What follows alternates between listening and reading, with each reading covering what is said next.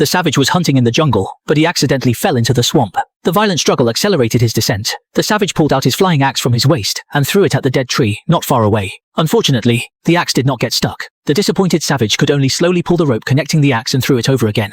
With each exertion of force, his body would drop part of the swamp. Before long, only one head was left of the woman submerged in the swamp, and now he was left with only one last chance. He raised the axe high with both hands, threw it out with all his strength, and then slowly pulled the rope with full expectation. Fortunately this time, the axe was firmly stuck in the center of the branch, and the savage managed to save his life. After washing away the mud on his body, the dog, who was about to eat the table, returned to the woman's side with an unhappy face. At this moment, the roar of a wild animal came from not far away. Following the sound, Anna climbed to a high ground and found a brown bear eating by the river. Looking at the prey close at hand, Anna did not hesitate to pull the bow and arrow, aiming at the prey. However, the bowstring broke away from the tip of the bow at this moment, and the sound here immediately attracted the attention of the brown bear. Looking at the brown bear at the foot of the hillside, Anna was also quickly repairing the bowstring, but the clever brown bear didn't give him this opportunity at all. She bypassed the high ground and quickly pounced on the other end. Fortunately, in order to buy time for Anna, the dog went down the mountain alone, attracting the attention of the brown bear and running in the other direction.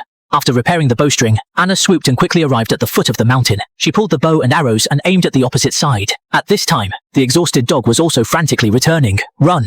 Although Anna had repaired the bow and arrow, the power of the bow and arrow was like tickling it. Anna immediately turned around and ran away in shock. Seeing the brown bear approaching, Anna no longer hesitated and directly dived underwater into a natural shelter. However, the branches above couldn't withstand the brown bear's tossing at all. When the brown bear's cute little mouth was about to kiss Anna, the brown bear stopped attacking and roared behind her. Then Anna saw the brown bear fighting with an invisible monster. With the brown bear's bite, the invisible monster emitted a colorful light, and the intense pain caused the monster to erupt with tremendous strength and fiercely threw the brown bear aside. But the brown bear is not a vegetarian after all. After some struggle, the brown bear still stepped on the monster under his feet. Just as the wounded brown bear was about to leave, under Anna's surprised gaze, the monster slowly stood up and directly killed the brown bear with a right hook. Then, it slowly raised the brown bear above its head to celebrate its victory. Seeing this scene, Anna immediately turned over and dived into the water.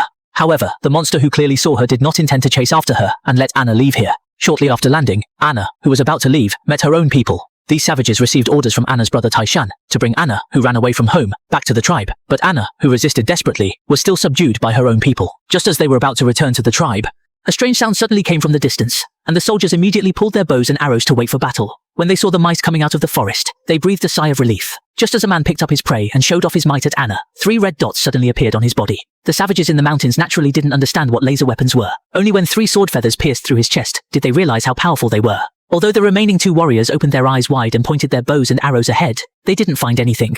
Only when a bow and arrow was pulled out by the air did the warrior shoot out the bow and arrow in his hand, and the injured monster gradually revealed its original appearance. This turned out to be an iron warrior from an alien world. The purpose of coming to this forest was to improve his fighting skills. After that, the 2 savages were easily dealt with by the iron warrior like chopping melons and vegetables. Anna, who was hiding by the side, also took the opportunity to take back her weapon, untied the bondage between her hands, and then escaped from here under the monster's gaze. As soon as he reached a wheat field, he met his companion who was lying in ambush. After that, the man took out his bow and arrow behind him and aimed it at the distant forest. However, the heat emitted by the 2 people in the wheat field had long been noticed by the monster. Then, 3 red moles appeared on the man's forehead. Fortunately, Anna, who had knowledge, allowed him to escape, and then dragged his companion to the other side frantically.